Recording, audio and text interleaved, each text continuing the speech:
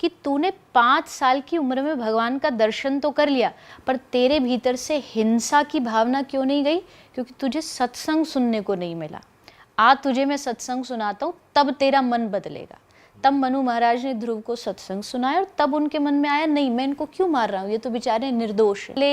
अगले उससे कभी भी मिल सकता है। जो भगवत गीता है ना, ये कृष्ण ने अर्जुन को सिखाई, ये पूरा कर्म का सिद्धांत बताने के लिए कि ये इतना आसान नहीं इसको समझना। हम लोग समझते हैं आज किया आज ही मिल जाए, बट ऐसा हमेशा नहीं होता। हम आज जो फसल बोते हैं वो जाके अगले साल 6 महीना में तब वो काटी जाती है।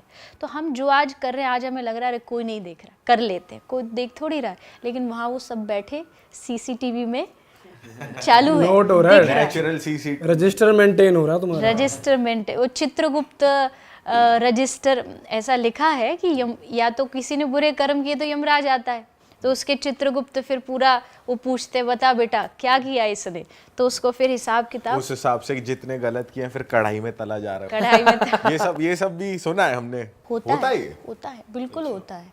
नरकों का विधान नरक के बगैर कैसे हो सकता? मतलब एक संविधान है ना, एक रूल है, रूल तोड़ोगे तो भुगतोगे, जेल जाओगे। तो वैसे ही अगर नेचर के रूल है, नेचर ने पशु को भी, एनिमल्स को भी उनको अधिकार दिया जीने का। आप क्या कर रहे हो? आप जा के उनको मार रहे हो, आप जा के उनके पूंछ में पटाखे लगा रहे हो, आप उनके ऊपर कुछ भी ऐसा कर रहे हो जो उनके लिए हार्मफुल है। तो उसका फिर हिसाब कौन लेगा? आपने तो कह दिया, पुलिस ने पकड़ा नहीं। आदमी यही तो सोचता है ना कि पकड़ा नहीं गया, चलो बच गया, पर बचा नहीं है, वहाँ तैयारी है ऑलरेडी। वहाँ वो सब हमारे भागवत में लिखा है, शास्त्र में लिखा है कि वहाँ जब मरने के बाद जिन पशुओं को तुमने खाया है, जिनकी टांग तुमने वो तोड़ तोड़ करके मज़े लिए, वो तुम्हारी टांग तोड़ेंगे। और तब उसके लिए फिर तैयार रहना, क्योंकि तुम उससे बच नहीं पाओ। चिल्लाओगे पर बचाने वाला कोई नहीं होगा, सुनाओगे पर सुनने वाला कोई नहीं होगा। तो ये बहुत बड़ा कर्म का सिद्धांत है। जो समझ गया वो कभी गलत काम नहीं करेगा। वो सब में भगवान की भावना रख के सबसे प्रेम करेगा। ऐसा नहीं कि जहाँ तहाँ जाए और मार दे। अच्छा मैम, जैसे आपने एग्जांपल के तौर पे बताया कि ट्रेन में एक्सीडेंट हो गया, लोग मर गए, तो उन सभी लोगों ने सेम टाइप ऑफ कर्म किया होगा, तभी ये सब हो रहा है। तो जो नेचुरल डिजास्टर्स होते हैं, जो नेचुरली जो कुदरती होती हैं चीज़ें, काफ़ी लोग मारे जाते हैं, हाँ जी। उसको भी आप इसी कैटेगरी में डालोगे? कहीं ना कहीं उनका सबका कुछ ना कुछ नेचर के साथ बुरा बर्ताव होता है। जस्ट एन एग्जाम्पल, कोविड आया, नेचुरल डिज़ास्टर। हमें क्या लगा कि भगवान ने ये क्या किया। अक्सर हम जो आध्यात्मिक लोग हैं, हमसे यही पूछा जाता, अब तुम्हारा भगवान कहाँ है, क्या कर रहा है, ये इतना बड़ा डिज़ास्टर। लेकिन वो क्यों आया? क्योंकि हमने क्या किया नेचर के साथ? हमने पशुओं को कैद किया, हमने उनको बंदी बनाया, हमने उनको मारा। तो इन टोटल जो ये डिज़ास्टर आते हैं ना, वो उसका एक सबक होता है, एक फल होता है, एक रिजल्ट होता है। क्योंकि कहीं ना कहीं हर आदमी किसी ना किसी रूप में नेचर को बिगाड़ रहा है। पोल्यूशन के रूप में ले लो आप, कोई ऐसी चीज़ पेड़ काटने के रूप में ले लो, तो बिगाड़ तो रहा है। तो ये सारी चीज़ों को मिलाकर के जब वो डिज़ास्टर है, तो वो एक आपको रिजल्ट देने आया है, एक सीख देने आया है। उसमें हर एक आदमी का कुछ ना कुछ कंट्रीब्यूशन है, अदरवाइज वो नहीं होता। वो है पूरी एक सोसाइटी का उसमें कंट्रीब्यूशन है, तभी ये डिज़ास्टर आते हैं। हमारे शास्त्र में लिखा है 3 तरह के दुख होते हैं, दैहिक, दैविक, भौतिक। दैहिक मतलब फिजिकल, बुखार हो गया, कोई भी बीमारी हो गई, तो ये कैसे ठीक होगा? मेडिसिन। दूसरा है दैविक। दैविक मतलब देवता प्रकोप करते हैं। बट देवता क्यों करेंगे? देवताओं को हमसे क्या कोई दुश्मनी थोड़ी है। अब शनि देवता हमारा कोई दुश्मन थोड़ी है कि हम आम इंसान की बात करें तो हम कहते हैं हमारे पास टाइम नहीं है, मैं बड़ा बिजी हूँ। मैं कहती हूँ शनि देवता क्या इतने फ्री है कि घर घर में घूमते रहेंगे, इसका बिगाड़ दूँ, उसका बिगाड़ दूँ, इस पे प्रकोप कर दूँ? शनि और कुछ नहीं है। शनि दैविक प्रकोप देवता वो देते हैं जो आपने गलत किया है। शनि आपका कुछ नहीं बिगाड़ेगा अगर आपके कर्म अच्छे हैं। तो कर्म ही बिगड़े हुए हैं तो आप उसको फिर नाम दे देते हो, ये इसने कर दिया, वो कब पर उंगली अपनी तरफ नहीं डालते कि मैंने क्या किया। तो ये है दैविक। और तीसरा है भौतिक। भौतिक मतलब जो एक मटेरियल दुख होता है, अशांति, डिप्रेशन, एंजाइटी। और इसका जो सोल्यूशन है वो है सत्संग। अच्छी चीज़ें सुनो, जितना आप पॉजिटिव चीज़ों से जुड़ोगे उतना आप दूर रहोगे। तो ये दैविक प्रकोप जो है, मतलब जो देवता देते हैं, वो कहीं ना कहीं हमारे कर्मों का रिजल्ट होता है। ये तो चलो नेचुरल डिजास्टर की बात हो गई, लेकिन आजकल जो हम सिचुएशन देख रहे हैं इजराइल और गाजा के बीच में, जो वहाँ पे वर्ल्ड वॉर चल रहा है, ये तो इंसान ही कर रहा है ना, इंसान के ऊपर। सो ये कैसे होता है, मतलब इसकी क्या है साइकोलॉजी इसके पीछे कि भाई इसको कैसे लेंगे हम कर्मा के ऊपर? और ये कर्मा तो बिल्कुल है, इसमें कर्मा भी कैसे नहीं। जब आप कोई आदमी एक दूसरे से युद्ध लड़ रहा है, मतलब वॉर छिड़ी हुई है, तो वॉर जब छिड़ी है आपस में, उनके जो मतलब एक मानसिकता कह लीजिए, युद्ध क्या है, आज जो दो देश लड़ रहे हैं उनकी जो मानसिकता है उसमें कहीं ना कहीं कमी आई है, उनके विचारों में कमी आई है, तभी तो युद्ध हो रहा है।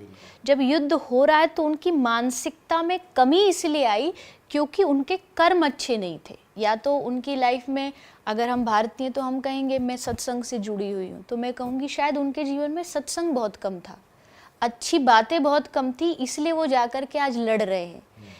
जैसे कृष्ण दुर्योधन को समझाने आए, जब युद्ध होने जा रहा था तो कृष्ण ने सोचा चलो लास्ट टाइम मैं भी कर लेता हूँ, दुर्योधन को बोलता हूँ भाई ये युद्ध रोक दे, नहीं तो भयानक मतलब डिजास्टर होगा, लोग मरेंगे, इतने सारे लोगों की हत्या होगी, तो इसको ख़त्म कर, इसको बंद कर। लेकिन दुर्योधन ने क्या कहा कि बिना लड़े एक तो सुई के बराबर जमीन नहीं देने वाला, युद्ध होगा तभी पांडवों को उनका जो हक है, अधिकार है, मैं तभी दूंगा। तो अब श्री कृष्ण समझाने आए, लेकिन तब भी दुर्योधन नहीं समझा। मतलब कृष्ण कह रहे हैं, जो हम कहते हैं भगवान है, जिनकी बातों से दुनिया चलती है, वो समझा रहा है और दुर्योधन कह रहा है मैं नहीं मानूंगा। तो इसका मतलब है कि जब जीवन में व्यक्ति के नेगेटिव चीज़ें आ जाती है ना, तब उनको भगवान भी समझाने आए तो भी वो नहीं समझेगा, तब भी वो कहेगा मुझे तो लड़ना है। और आज वो हो रहा है, और उसका कारण यही है, जैसे दुर्योधन का एक बहुत प्रसिद्ध एक श्लोक है, जानामि धर्मम न च मे प्रवृत्ति, जानामि अधर्मम न च मे निवृत्ति। मतलब दुर्योधन कह रहा है मुझे पता है ये अधर्म है, पर फिर भी मेरा यही करने का मन कर रहा है, और मुझे पता है ये धर्म है, मैं जानता हूँ ये करना सही, पर फिर भी मेरा मन उधर जा नहीं रहा। क्यों नहीं जा रहा? क्योंकि लैक ऑफ सत्संग, लैक ऑफ अच्छी बातें सुनना, वो उसके जीवन में नहीं है। तो मुझे जब ये युद्ध होते हैं, दो देश लड़ रहे हैं, तब मुझे यही लगता है कि इनके जीवन में कहीं ना कहीं एक पॉजिटिव संग की कमी है, और वो इसलिए कमी है क्योंकि इन्होंने कर्म जो अपने हैं उनको सही ढंग से संभाला नहीं था। बिल्कुल। और क्या लगता है आपको कि आगे और वर्स हो सकती है सिचुएशन की, जैसे अभी वर्ल्ड वॉर 3 कह लो, कुछ कह लो, और आगे और ज़्यादा हो सकता है ऐसा आने वाले टाइम में? वो आपको क्या लगता है, या फिर शांति ज़्यादा होगी? नहीं, शांति का तो कोई मतलब ही नहीं है, बट कलयुग चल रहा है, तो कलयुग में दोनों चीज़ें अभी की स्टेज पर लगभग आने वाले 5000 से 10,000 साल तक दोनों चीज़ें बैलेंस में चलेंगी। मतलब ये कोई मैं मन से नहीं कह रही, श्रीमद् भागवत जी में लिखा है कि ये जो 10,000 साल जो आने वाले हैं, ये हमारे लिए गोल्डन अपॉर्चुनिटी है। तो इसमें धर्म भी होगा, अधर्म भी होगा, अच्छाई भी, बुराई भी, युद्ध भी, शांति भी, दोनों चीज़ चलती रहेंगी। बट आफ्टर 10,000 ईयर्स जब हो जाएंगे, तब फिर असली जो मामला है वो शुरू होगा, फिर अधर्म, फिर पूरे जो विश्व में अधर्म का बोलबाला होगा, और चारों तरफ अशांति, और असली कलयुग जो है वो तब से शुरू होगा। तो हमारे पास समय है 5000 से 10,000 साल तक। मैंने किसी को, एक लड़की को ऐसे बोला कि 5000 साल तक ये गोल्डन अपॉर्चुनिटी है, तो बोली कोई बात नहीं, हम तो मुश्किल से मुश्किल 100 साल के भीतर ख़त्म, उसके बाद तो जो होना हो जाए। पर उनको ये नहीं पता ये जन्म मृत्यु का चक्कर चलने वाला है। ये 10,000 साल तक हम कितनी बार जन्म लेंगे, कितनी बार मरेंगे, और इसी चक्कर में घूमेंगे। तो कोई ये ना सोचे हम तो तब तक ख़त्म, निबट जाएंगे, हम उस स्टेज तक पहुँचेंगे। मैम, जैसे कहते हैं जगन्नाथ जी के दर्शन कर लिए तो सीधा बैकुंठ मिलता है, या आप इस साइकिल से फ्री हो जाते हो, तो ऐसा सच में होता है कि एक भगवान के एक दर्शन से आप जिसने भी करे, चाहे उसके जैसे भी कर्मा थे, वो नील हो जाते हैं और आप सीधा उस साइकिल से बच के आप सीधा मोक्ष प्राप्त करते हो, आप इस साइकिल से फ्री हो जाते हो? अगर ऐसा होता है तो फिर तो सब वहीं पहुंचेंगे इस पॉडकास्ट के बाद, अगर आप हाँ बोल दोगे तो। तो फिर जस्टिफाई करना है आपके आंसर में, आप सोच समझ के बोलिएगा। देखो, रावण रोज राम जी के दर्शन करता था, युद्ध होता था तो रोज दर्शन करता था ना, सामने राम जी खड़े तो रोज देख रहा है। कंस ने कृष्ण को देखा, बुद्धि नहीं बदली।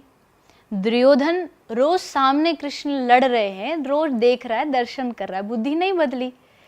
तो केवल भगवान के दर्शन करने से आपकी बुद्धि बदल जाएगी ऐसा कोई गारंटी नहीं है। उसके लिए आपको जीवन में आध्यात्मिकता का होना ज़रूरी है, कर्मों का अच्छा होना ज़रूरी है। कर्म अच्छे कब होंगे?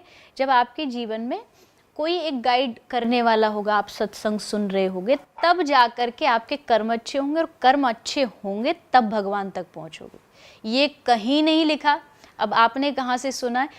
अगर कोई कह भी रहा है कि जगन्नाथ भगवान के दर्शन करने से उद्धार हो जाता, तो वो उस आदमी का होगा जिसके पहले से कर्म अच्छे हैं।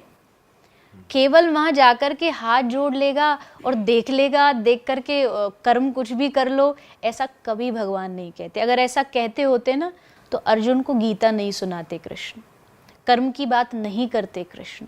उन्होंने अर्जुन को ये समझाया कि पहले अपने आप को तुमको खुद को ठीक करना पड़ेगा, उसके बाद फिर तुम मेरे दर्शन करो। भागवत जी में एक ध्रुव चरित्र आता है, ध्रुव जी का नाम सबने सुना है। 5 साल की एज में उन्होंने भगवान का दर्शन कर लिया था। उसके बाद वो बड़े हुए, राजा बने। फिर जब वो बड़े हुए तो उनके एक भाई को कुछ यक्षों ने पकड़ लिया था। तो ध्रुव जी गए और जाकर के उन सबको मारना शुरू कर दिया। भागवत में प्रसंग लिखा है। तो उस समय ध्रुव के जो दादा हैं मनु, जिनसे सृष्टि बनी है, उन्होंने आके ध्रुव को दर्शन दिया और समझाया। और तब उन्होंने वहाँ एक बहुत अच्छी बात कही कि तूने 5 साल की उम्र में भगवान का दर्शन तो कर लिया, पर तेरे भीतर से हिंसा की भावना क्यों नहीं गई? क्योंकि तुझे सत्संग सुनने को नहीं मिला। आज तुझे मैं सत्संग सुनाता हूँ, तब तेरा मन बदलेगा। तब मनु महाराज ने ध्रुव को सत्संग सुनाया और तब उनके मन में आया, नहीं, मैं इनको क्यों मार रहा हूँ, ये तो बेचारे निर्दोष हैं। तो मेरे कहने का मतलब है, केवल भगवान के दर्शन से आप मुक्त हो जाओगे ऐसा भगवान कभी नहीं कहते। आपको भजन करना पड़ेगा, आपको संतों का संग करना पड़ेगा, फिर दर्शन करोगे तब मुक्ति मिलेगी। अच्छा मैम,